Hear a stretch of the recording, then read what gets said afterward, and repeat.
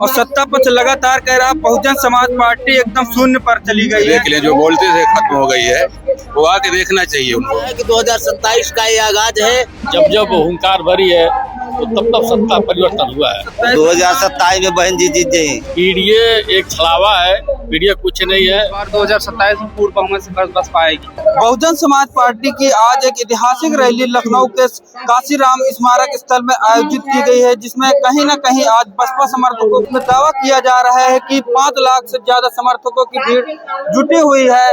तस्वीरों में आप साफ देख सकते हैं, पूरा स्मारक बसपा समर्थकों से भरा पड़ा हुआ है।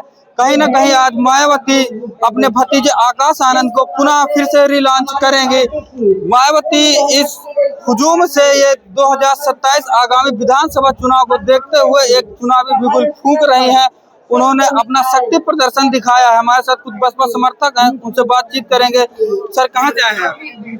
कहाँ से आए हैं? मिर्जापुर जिले से। क्या लगता है इस चुनावी रण से रैली जो हो रही है, इससे कुछ 2027 में बहन जी जीत गई। बहन जी जीत जाएंगे? हाँ, मुख्यमंत्री बन जाए।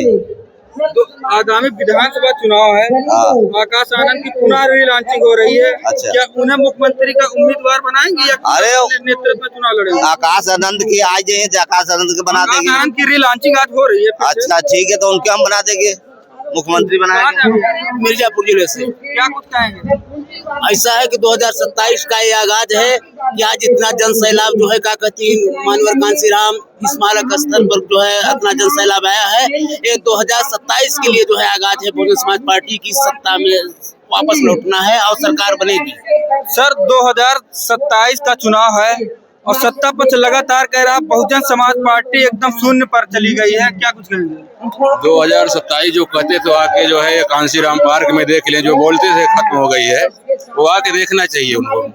2027 में बहन जी की पूर्ण बहुमत की सरकार बन रही है।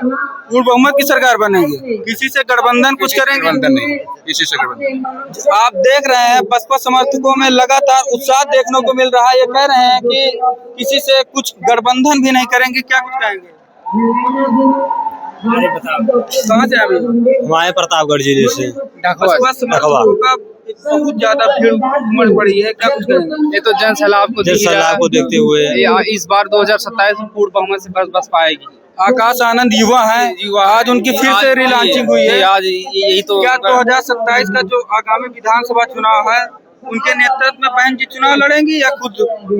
नहीं, आकाश आनंद जी लड़ेंगे ना। बसपा समर्थकों का लगातार उत्साह यही बोल कह रहा है कि बहन मायावती लगातार अपने समर्थकों को संबोधन कर रहे हैं। सर दिखा रही थी, एक विशाल रैली हुई है। क्या कुछ कहेंगे आप? विशाल रैली है तो अच्छी तो है, रैली तो अच्छी हुई है। 2027 के चुनाव में विपक्ष लगातार कह रहा है कि बसपा शून्य पर चली गई है। क्या कुछ कहेंगे? बसपा 2027 में आएगी पक्का।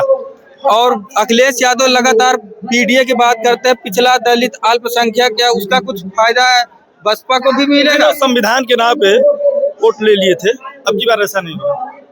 संविधान के नाम पे लिए थे।